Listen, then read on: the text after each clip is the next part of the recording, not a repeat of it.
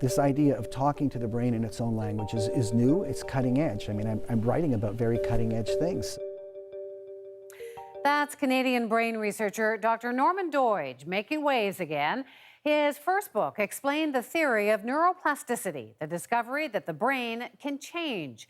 Now, in a new book, he says he's found evidence the brain can be rewired to help treat people with everything from Parkinson's disease to autism.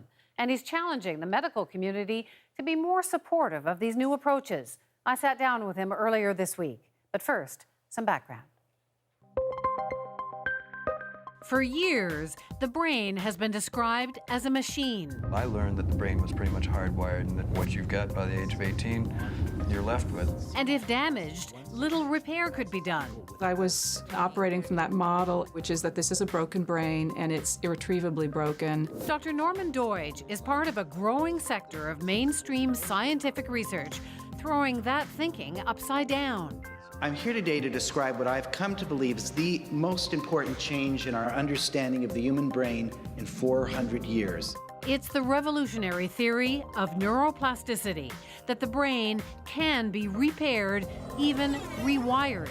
The discovery of neuroplasticity is the discovery that our brains can change their structure and function through mental experience alone. He tells the stories of how people with chronic pain, stroke, traumatic brain injury, Parkinson's disease, multiple sclerosis, autism, ADHD, or some kinds of blindness have seen radical improvements by focused thought and movement, training new parts of the brain to take over from damaged ones. Doidge has written all about it in his new book, The Brain's Way of Healing. We met up earlier this week in Toronto. This is such an interesting book. Thank you. You talk about one case, another doctor who had experienced many years of chronic neck pain. Yeah. And he was able to cure himself by flooding his brain. Explain that. Dr. Michael Moskowitz was a psychiatrist who became a pain specialist. He had the following thought. You know, I've been teaching my residents that there are these switches in the brain that can turn off pain. So it's not the neck that actually hurts, it's the brain sending a signal that your neck hurts.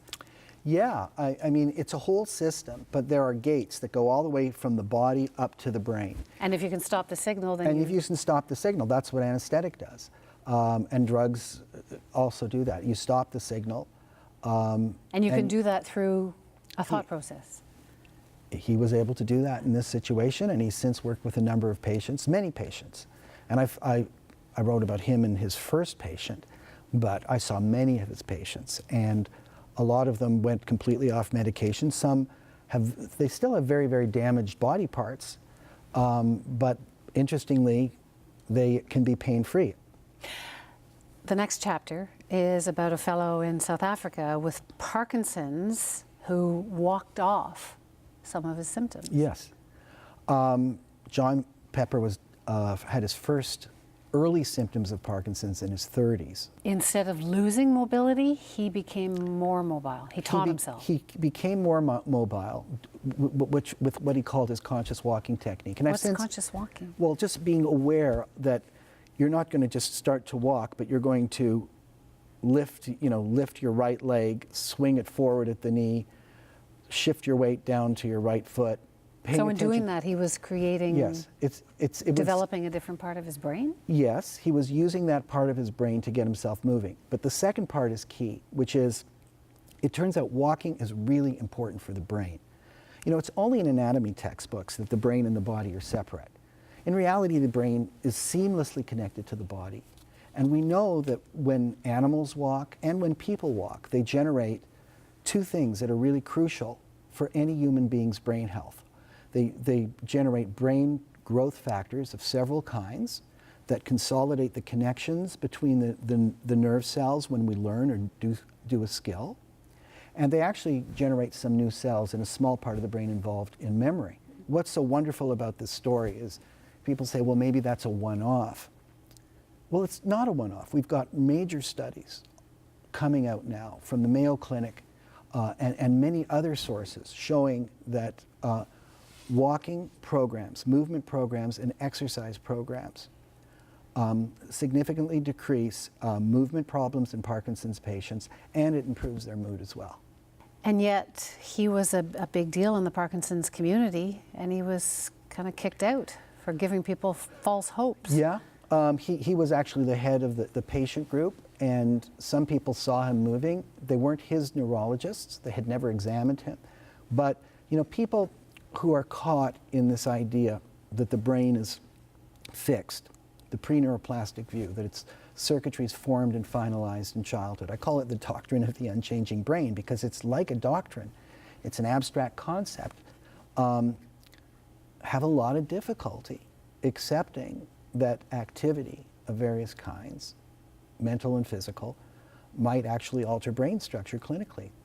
A lot of people suffer from autism, ADHD. It's pretty common these days. You say that this theory can be applied there as well. How? The new research is showing that children with autism have inflammation throughout their bodies. Autism is not just a disease of the brain, it's a whole body disease So that how do you affects the brain. help that then? Well, the inflamed brain of autistic children, it's very common that it's inflamed, is very underconnected. Now, you might have noticed that autistic children often cover their ears. They find loud sound, certain kinds of sounds very, very unpleasant, and they're hypersensitive to them. And when you walk into a room, it's usually very noisy, and then you can sort of focus in on various conversations, and that's because the ear has within it an auditory zoom, like a zoom lens on a camera. And that auditory zoom is not working in a lot of autistic children. And so what they hear are not the higher frequencies of human speech, but the low sounds of predators, and the kinds of things that you hear when you go see Jaws, and there's that, you know, that low rumbling sound. So it's possible to use music that's been modified to actually train that auditory zoom and the brain circuitry involved with that. You've seen kids helped Yes, with this? yes. What kind of difference does it make?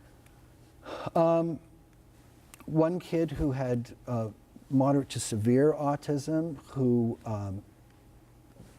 basically had no language, wasn't communicating at all with his parents, no eye contact, temper tantrums all the time. His parents were told he'd be institutionalized, and they were brokenhearted that they had no relationship with him, but that was the hardest part.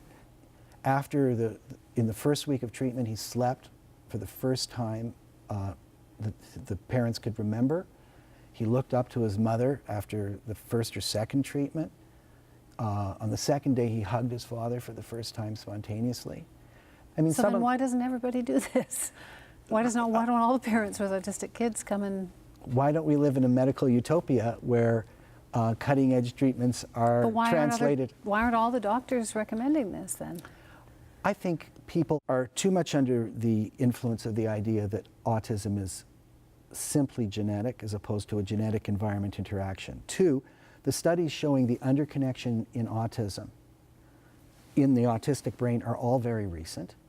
Three, this idea of talking to the brain in its own language is new, it's cutting edge. I mean, I'm writing about very cutting edge things, so it takes a while for these things to roll out, and there are still people who were educated, as was I, to believe that the brain is hardwired.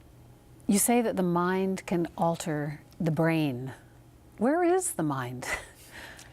It's not in the brain. No one knows for sure, I think. Often you will see people saying, you know, you are your neurons, or your thoughts. People say that to me all the time. You know, your thoughts, you know, this is your, someone will hold up a brain at the beginning of a documentary, this is your brain, you know, everything about you, your thoughts, your feelings, and so on and so forth, are here in your neurons. That's not true. My take on the reading, my take on the literature is that most neuroscientists believe that mind is very diffusely distributed through the brain. And some people might argue that even more than that, that maybe you know, we have 100 million neurons in our gut. You know, people talk about gut sensations. So your mind could be down here? Well, if you were to investigate, if you take a person and have them listening to music and you put them in a brain scanner and you look at their brain, you'll see certain areas light up. And then you'll say, this is where we process music. But if you put their whole body in a brain scan, I've often wondered, what would you see lighting up? What other neurons would you see lighting up? Because they're part of the system too. So I think mind will emerge to be some kind of, at least a distributed process. And, they're profound philosophical questions. Is the mind simply what the brain does? Are they interacting? Is the brain tuning into thought? Is the brain simply producing it all, or in part is it tuning in? Because our senses are tuning into energy and patterns all the time. I don't think these questions have truly been resolved, which makes the field very interesting. It's been a real pleasure to talk to you. Thank you. Thanks, Dr.